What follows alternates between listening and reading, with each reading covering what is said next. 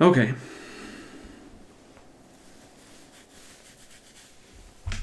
So, it's 1 minute to go. Let's go towards the community store, where there's an option for more. And yeah, I believe it's not going to be card back, don't worry. It's probably going to be this one. Or we could go for just 16 packs of Dusk Road and wait another week. But I'm not going to do that. I'm not that trolly today. I'm not trolly.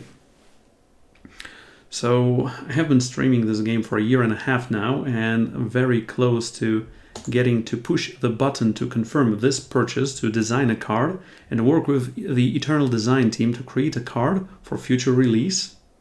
And when I see my on my PC the clock going, there we go. Purchase confirmed.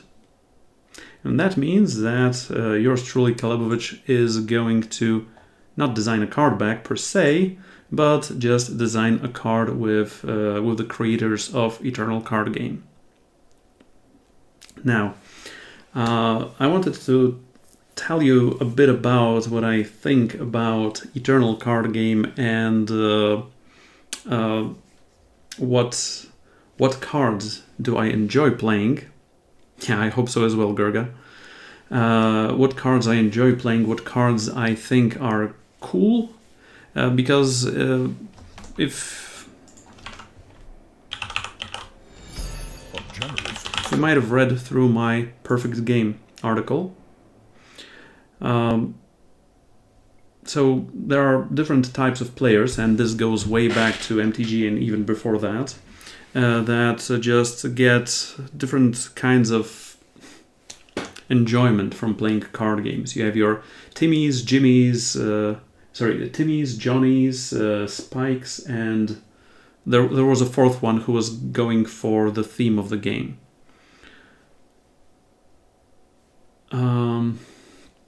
And when I did some Vorthos, yes, thank you, Beridan, Vorthos, the Conqueror. So when I was going through in my head through my history of playing games, I thought for a moment that I was half Johnny, half Spike, with Timmy being there for the big cards, the huge cards, the Icaria 2s and Icaria 3s, but mostly Icaria 2s and what have you, and Kairoses of the game. Johnnies are the players who want to get the most out of a card, who want to innovate with cards, who want to win in spectacular ways, to create combo decks. And Spikes are the people who enjoy the cards that are best value for their cost, like Even-Handed Golem or Kato, etc., etc.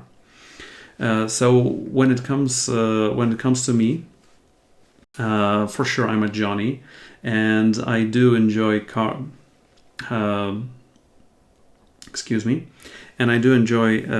that, for example, get to play for free, like reanimating them or copying them or other things like that.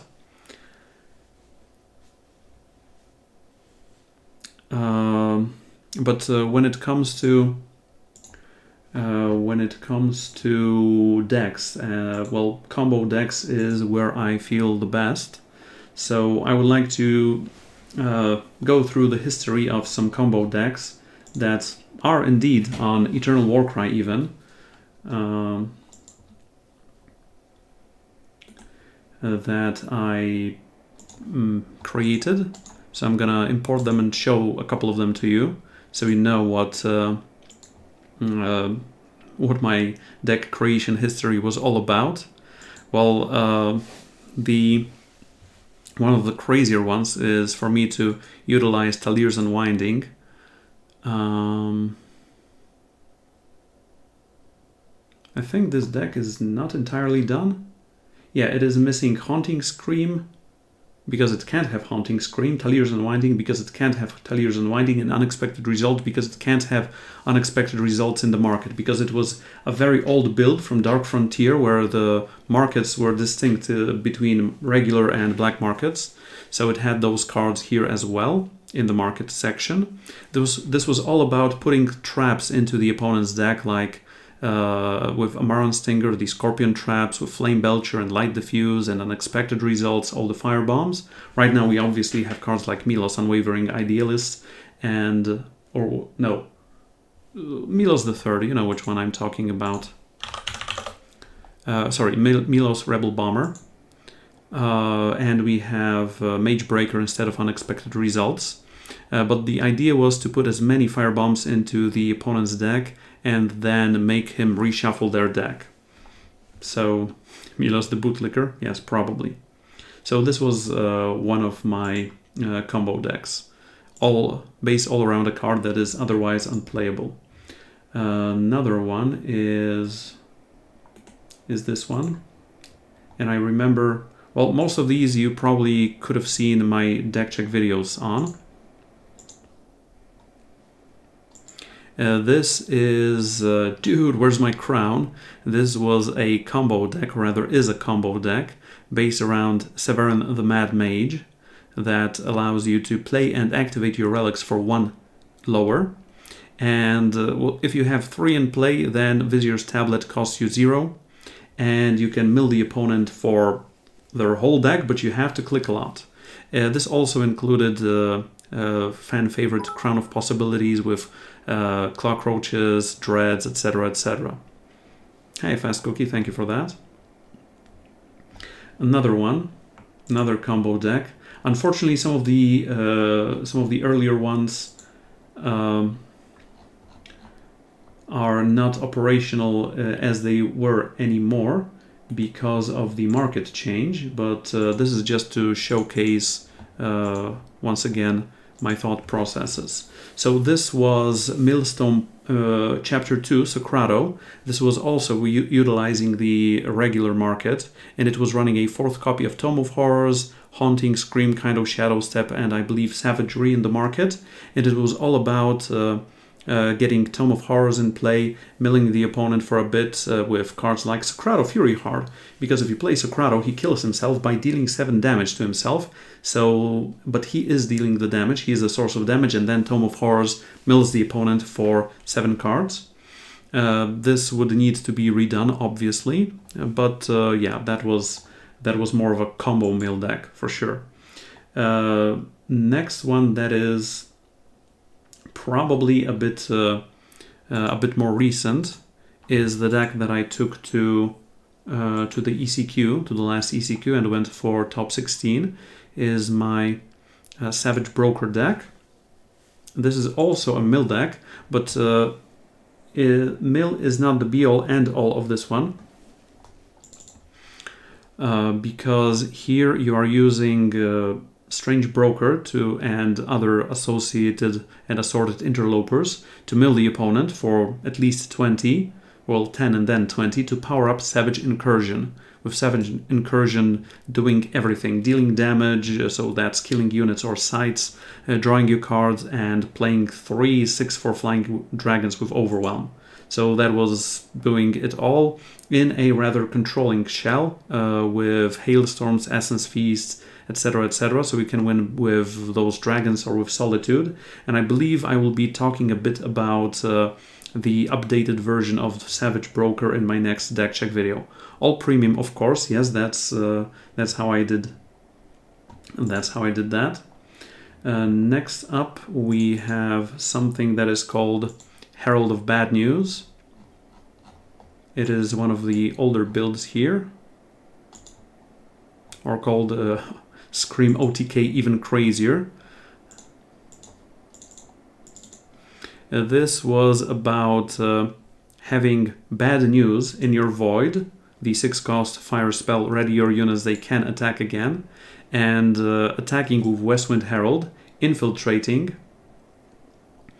allowing you to play bad news and attack with Westwind Herald again, and having Cabal Spymaster in play so that your unit can infiltrate once again. But this one also is suffering from having the old market, the old regular market. And there were Ixal Chains, there was the Nightmare Prism Shuffle, there was the Gemenon Dizos Racket deck. So yeah, there were just a ton of decks. So you can see from this that my favorite type of card is usually a build-around card or a piece of the combo. I mean, even my aggro decks are actually aggro combo decks, like my take on the Throne Room. That was called somewhere here, Yetis in the Throne Room. It is not...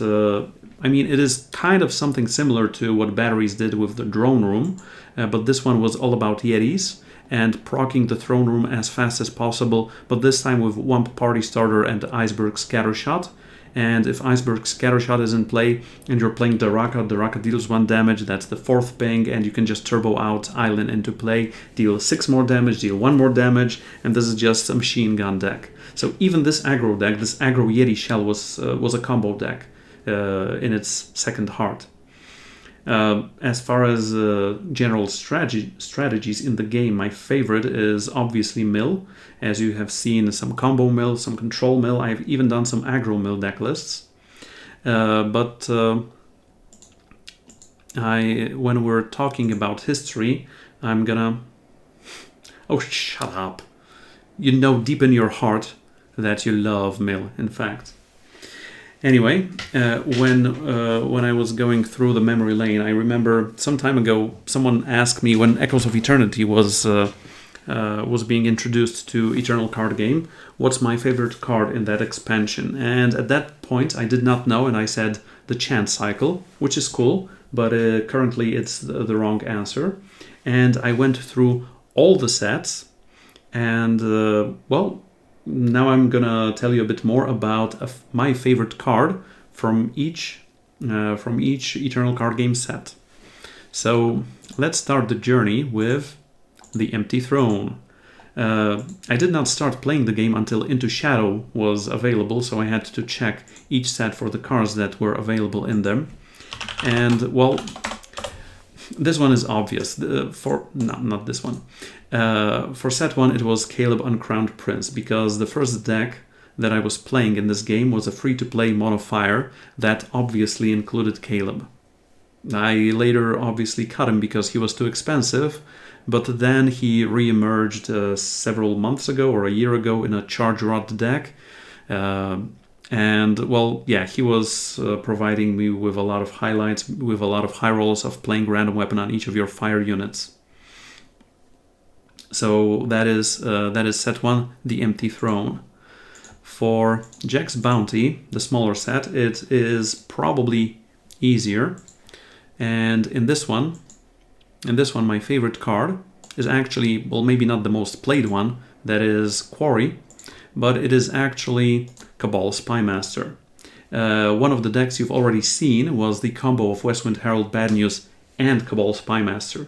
Now this is a combo piece, and this ability is unique to this exact card. Your units can infiltrate any number of times. So it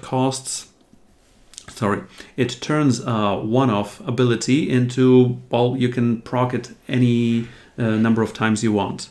And that is a really cool build around for that OTK deck, for example. From Omens of the Past, yeah, suddenly infiltrates vanish. Now it's when hit the enemy player, etc., etc.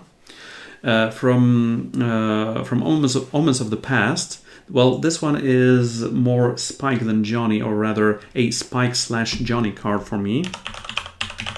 And this is Crownwatch Press Gang, the 4-cost that draws a 1-cost unit of your choice from your deck, and then does it again because it has revenge. It has a decent stat line, and this one also allows you to build a toolbox inside your own deck.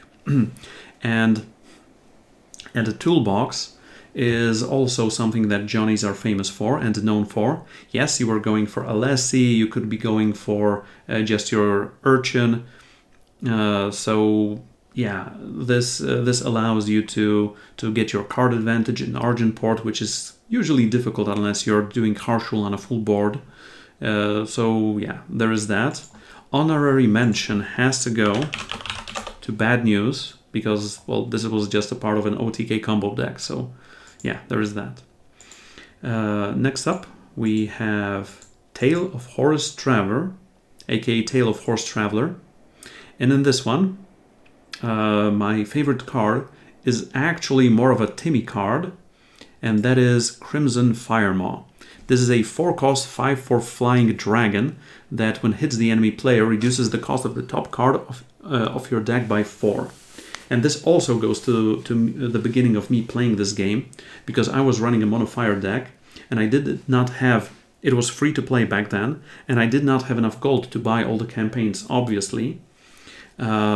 So I was running mono-fire and I was playing against other fire decks that were running this card, this 4-cost 5/4 flyer, which for me, from getting old MTG standards, was overstated for its cost. And it was just something amazing that I couldn't have in my deck. So it began to haunt me that I have to have it, I have to have it. So this was more of a Timmy card. And well, the campaigns are smaller sets, so there is that. So there you have it, Crimson Firemaw from Tale of Forest Traver. The Dusk Road. The Dusk Road is rather mediocre set, but it does have Nightfall. It did introduce Nightfall, aka Dust Road, yes. This is also the expansion from which I don't have 4 copies of each rare, and I don't want to craft them right now.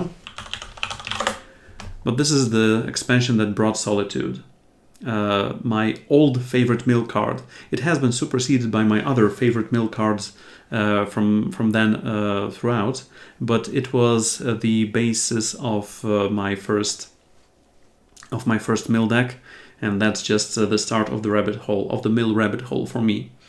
The enemy player discards the top card of their deck for each card in their void. So this is mill that is powered up by mill. Now that is just perfection. As far as the story goes here, that is also a cool piece of it, but I'm gonna get to the story aspect later.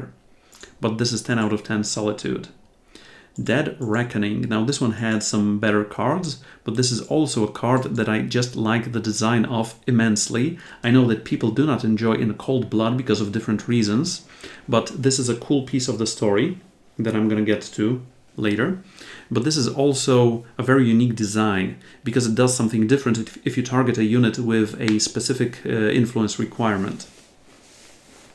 So it says kill an enemy unit. If it was Justice, the enemy player discards each copy from their hand and deck. They get void bound, you lose all Justice influence.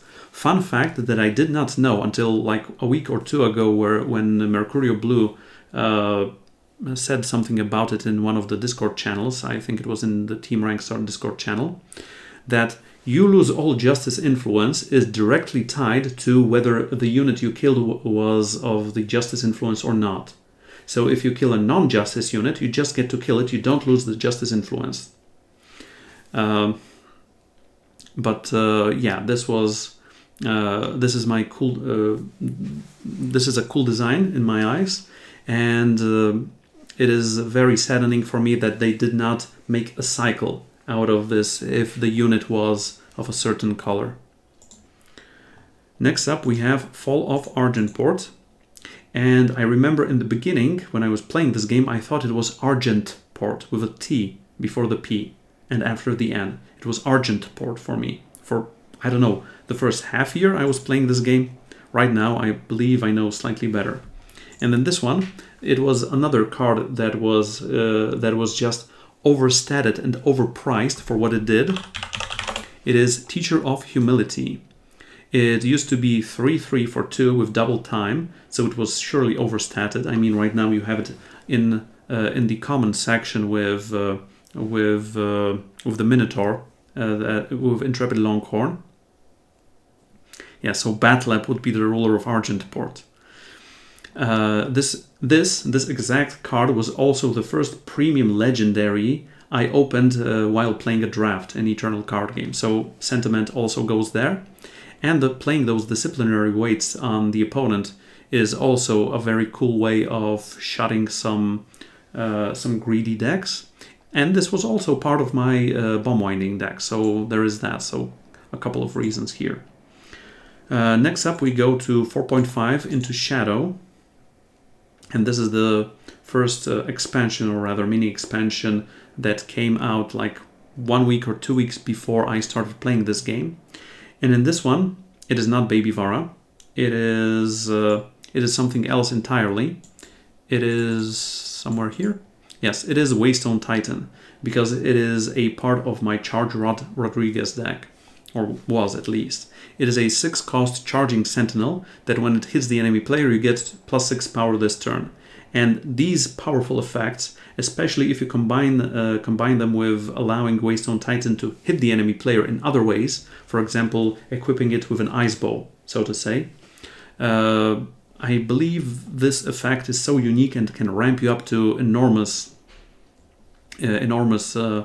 amounts of power. So that was what made it cool for me. Next up we have Defiance. This is the first set for which I did my draft guide. I remember that distinctly. And this is the set in which I tried to make something out of Talir's Unwinding. Well, Time Twister was much cheaper in Magic the Gathering, and this one is more restrictive. And I don't think they should take away Voidbound from this card, because it would just be too easy playing it with Westwind Herald. But either the cost, or the influence requirement, or the clause to sacrifice a unit. One of these should go for this card to do anything. Obviously, we will be getting that Wrath of Caiaphas, or whatever it's called, in the newest set. So there is that. Well, they won't change the influence because it was part of a cycle of 2/2/2. Well, this card could have been, if they changed the cost down to 5, or the requirement to be Genev instead of Aurelian, or for you not to having to sacrifice a unit, it would be even greater. Okay, let's get to the next one. It is Homecoming. In Homecoming, my favorite card by far was Severin, the Mad Mage, and I've already shown you a deck built around him, around this unique ability of your relics cost 1 less to play and activate, and activating Vizier's tablet, his tablet by the way, 50 times during 1 turn. And yes, no Kasendrith. There was 1 gift sub today so far, so right now I will be giving away 6 gift subs at the end of the stream. Right now, I'm just doing a walk through memory lane, showing my favorite card of each big and small set. And later I will be going on through some thought processes of creating cards. I have not shown the cards I would like to see in this game yet. Oh my goodness. Kasendrith. 6 isn't enough. Okay, so thank you very much, buddy, for giving 20 friggin' subscriptions in this channel. You are truly a pillar of the community. So right now we will be getting some new emotes for sure. It is the most cast thing for sure. So thank you very much for giving away subscriptions to Creeping Death, Swam Nice, Giant Francoy, One Antic, Pale Stinner, Azraam, Better Up, It's Beridan, Yodabite, Synogen. Wait, what? To Synogen? Synogen did not have a... What? Paper Dupless, Thus Quoth the Innkeeper, Spice Weasel, Foot Mob, Toothless Shark, Lucid Iguana, Ghost X Sniper, Walking Sponge, E-Money Bags, and Night Bloom. I hear a lot of lurkers there. Anyway, thank you very much. And that also means that at the tail end of my stream, I will not be giving away 5 subs. I will not be giving away 6 subs. I will be giving away 26 more gift subscriptions in a slightly different manner. Because I will be just typing in, you will have to type in giveaway. But yeah, I will tell all about that in a couple of moments. So once again, Kasendrith, thank you very much for increasing the sub count by half. It fills you with determination. Yeah, words elude me right now. So maybe I'll just get back to my script because I have it written down here. Subscriber arrives. It fills Set you 6. with determination. Set 6 has 2 cards, but I'm gonna go for the one that interests me the most. That has Caleb in the name, and that is a bard weapon because it's called Caleb's Persuader. It fills you with determination. CFA2, thank you for your Twitch Prime subscription as well. That is very much appreciated, and that is actually the subscription that unlocks my next emote slot. And the next emote slot, given that this stream is sponsored by Raid Shadow Legends, is going to be Calebo Raid. Well, that's pure and simple. For the other emotes, well, I'll have to think about it, and I'll probably ask you as well. It fills you with determination. Anyway, I think I need to silence the narrator for a moment. So thank you for those. Thank you for those gift subs and for that sub. Yes, probably Kasendrith. There will be a second one unlocked, and maybe another one or two next week as well. Who knows? Anyway, Caleb's Persuader. This one has a very cool clause of when the wielder attacks, the wielder of this weapon deals 2 damage to the enemy player. Yeah, I think I will have to do a Calebo Slime or Calebo Cass emote. I don't know. When the wielder attacks, the wielder deals 2 damage to the enemy player, which allows the wielder to trigger Mastery, to trigger Infiltrate, to trigger Spark, to trigger like a ton of abilities actually. Also, you get to deal damage to the enemy player in and of itself, and you get to draw Fire Sigil from your deck. So even in a mono fire deck, this is a lot of damage, this is card advantage, this is everything and anything. On a unit with double damage, or this giving the unit double damage, it's also enormous and fantastic. Trials of Grodov, I always keep the pronunciation confused. In this one, it was Yisha the Equalizer. I mean, there was a card called Shard of the Spire in one of the previous sets. I believe it was in Fall of Argenport. In this one is that and more on a huge body, on a huge overstated body, because it is a 4-cost 5/5 Double Justice Soldier that says when you play a unit or a weapon, its stats become the higher of the two.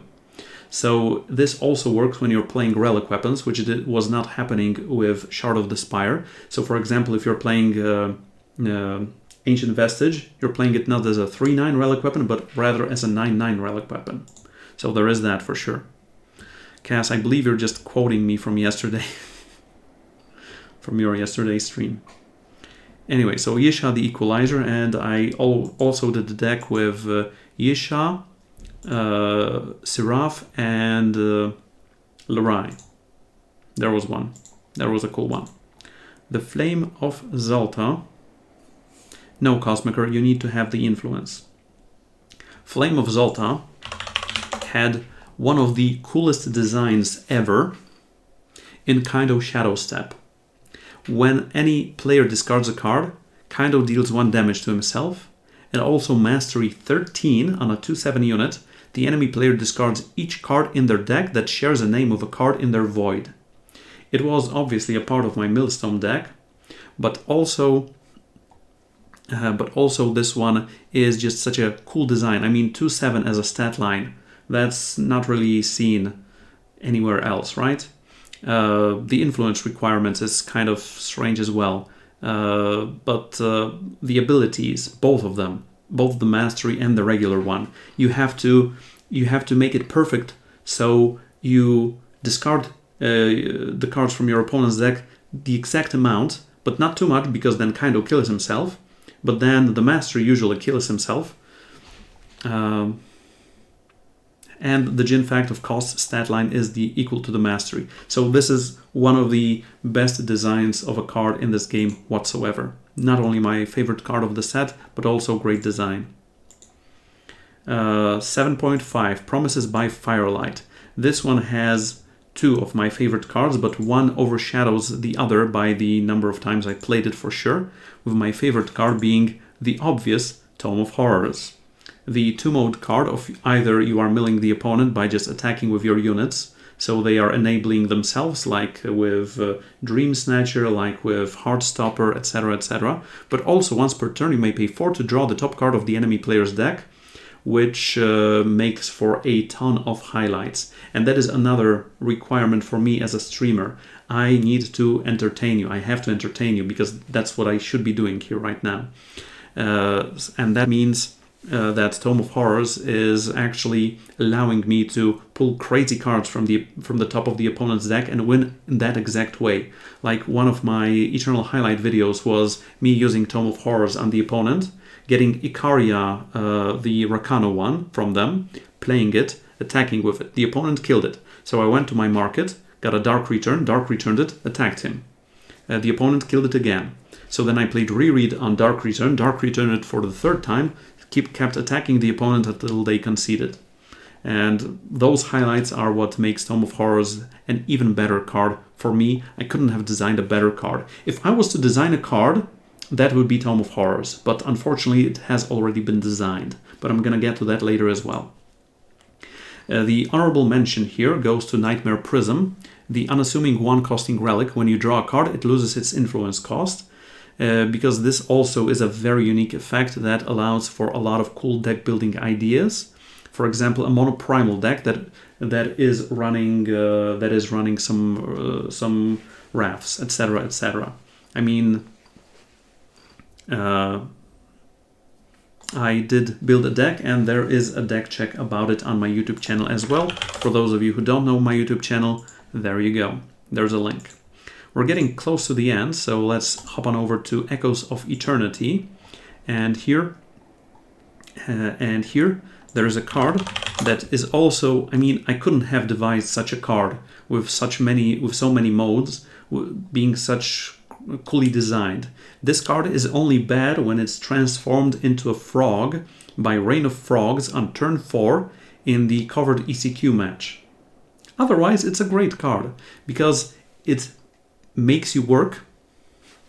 It makes you work for the effect. You have to fuel it up by milling the opponent. For this one, well, Johnny, I've been talking for 30 minutes now about card design in general, but I have not shown the cards that are my propositions yet. Anyway, Savage Incursion. If you fuel it up a bit, then it is deal 3, draw 3, which is amazing.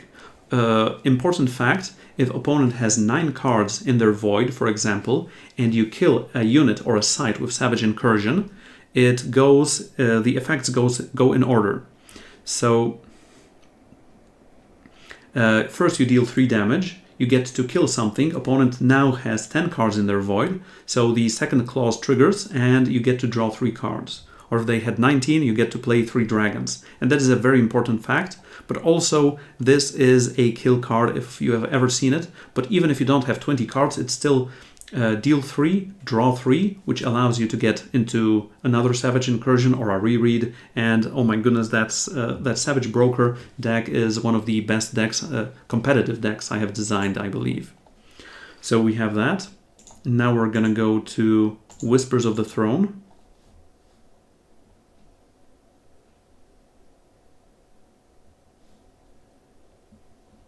Well, Gurga PM, it has been working for me for the longest of times, so I don't know. Anyway, Whispers of the Throne. It is the Throne Room. This is also another build-around card that you have to work for, but in the first day when I started brewing with this card, I made 3.5 decks using this card. I made it into batteries like Relic deck, I made it into a Yeti deck, and I made it into something else I don't remember right now. Because if you keep hitting the opponent, you're going to play Daraka and then you're going to play an island. So a card that is costing 3, this Throne Room, allows you to play at 6 cost and then an 8 cost. So you have to work for it, but if you work for it very hard with your Yetis or your Grenadins or such, then you're just going to have a cool and great effect. As for Shadow of the Spire, I think I will have to wait until we see all the cards and then I play around them with them a bit, but for sure I'm gonna tell you when I come to the conclusion of which card is my favorite. There is also another category that is an honorable mention, and that is promo cards. From all the promo cards that have been released so far, there is one that by far stands out for me as one of the coolest designs ever, that is also tied to one of the greatest visual effects in this game. I mean, I thought they made a cool design when they released Traverse Farm. but then they upped the ante with Last Light Judgment. The single best promo card for me, for a Johnny. This is a true Johnny card. It is a 15 cost card that kills everything. Then you read through the fine print, see that you can be playing it for 0.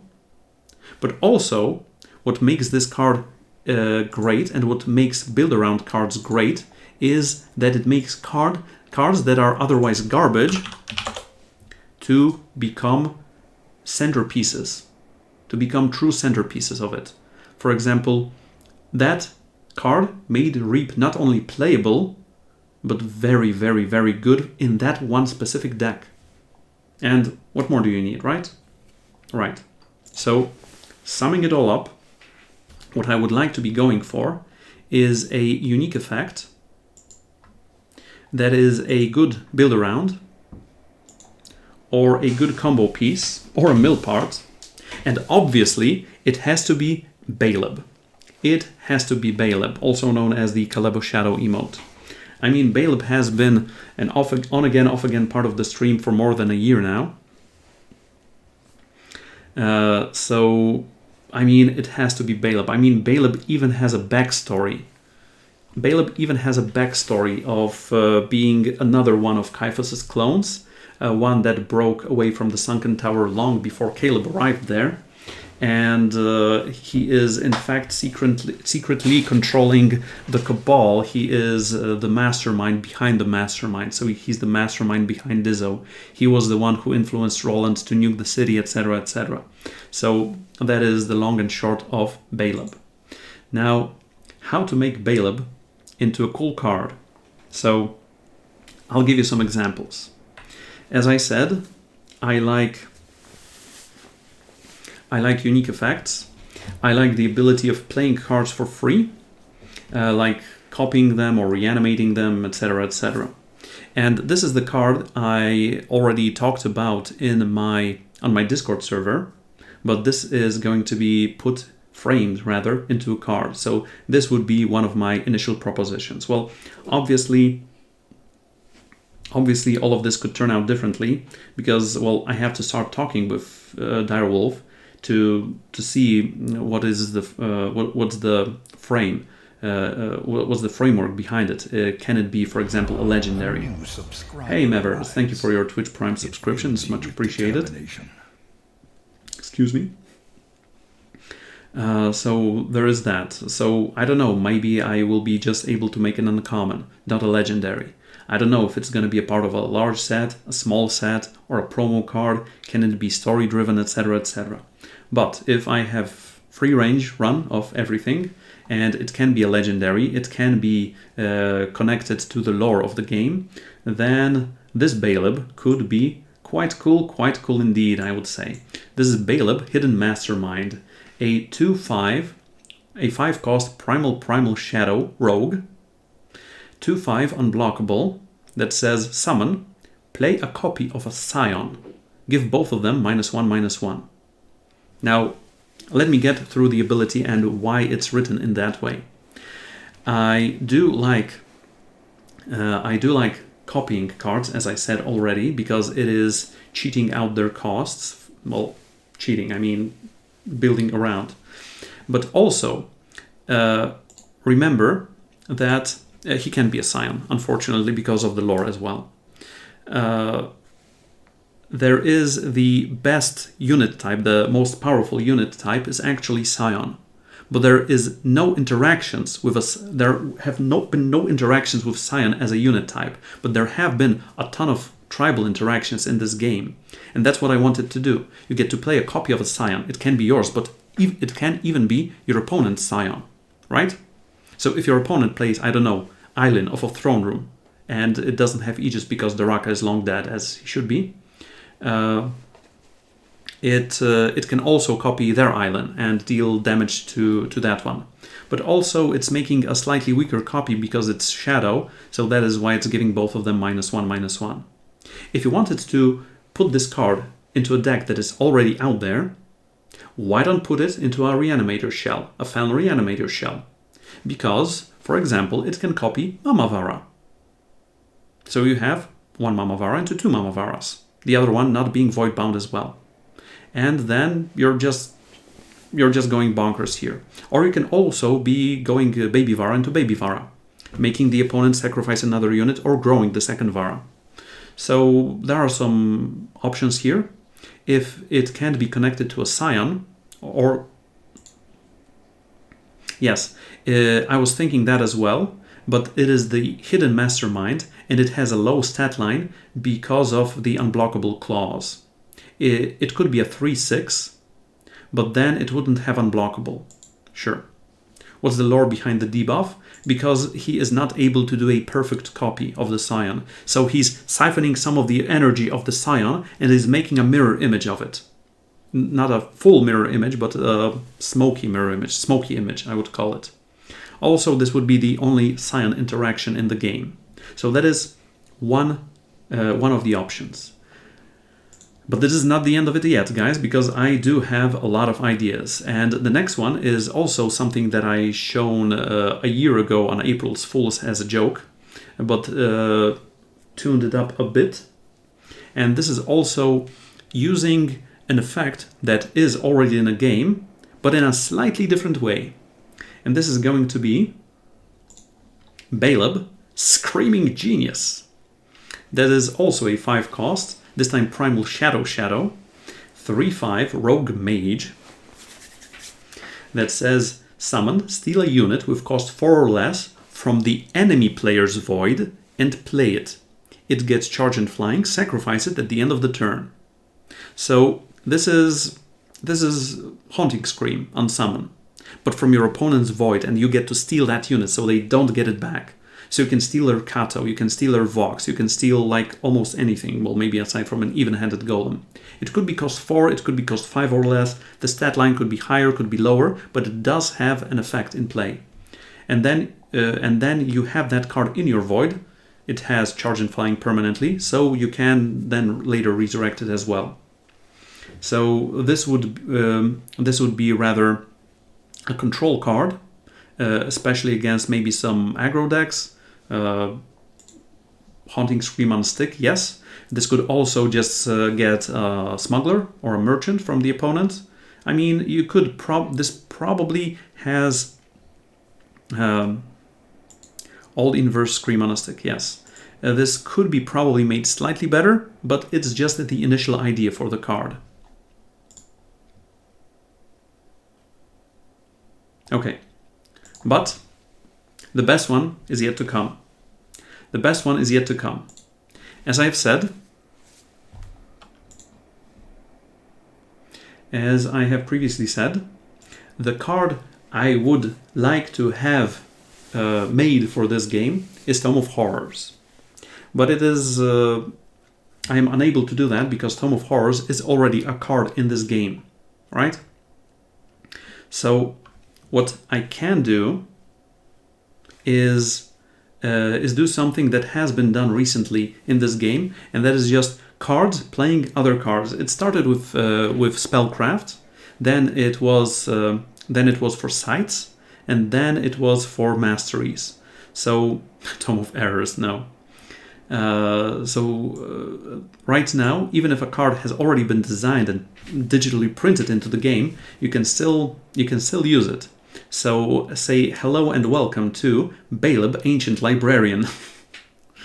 Yes, I know of this book. It's supposed to be here somewhere. Oh, here we go, Tome of Horrors, here we go.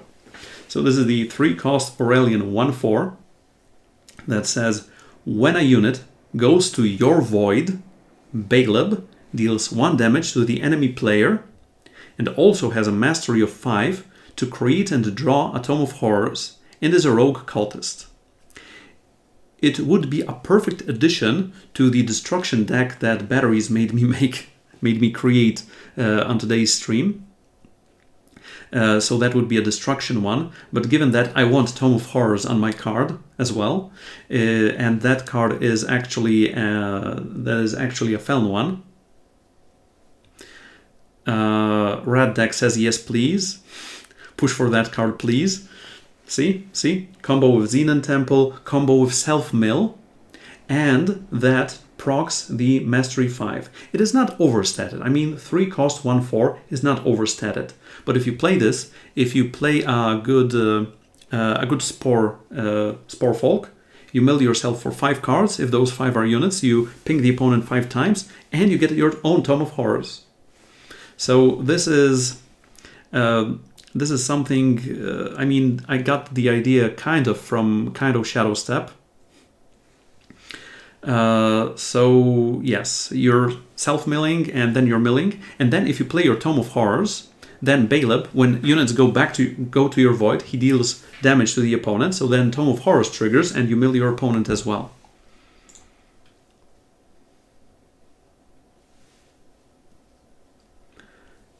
Better version of Debuff? No, not really. Not really. Slightly different cards.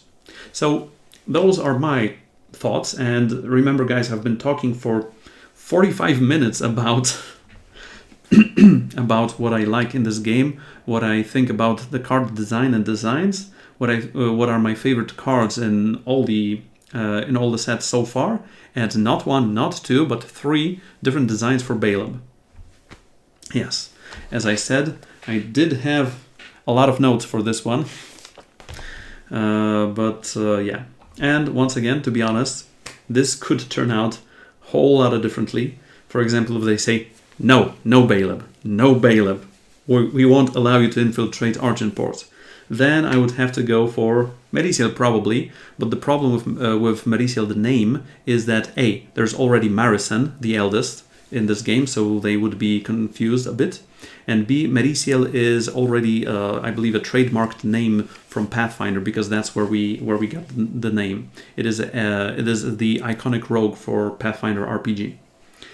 So I would have to make it Dizzo's cat probably. But that's, I mean, if I can't make Merisiel into Merisiel, then that doesn't make much sense. But if I can make Baleb into Baleb, sure.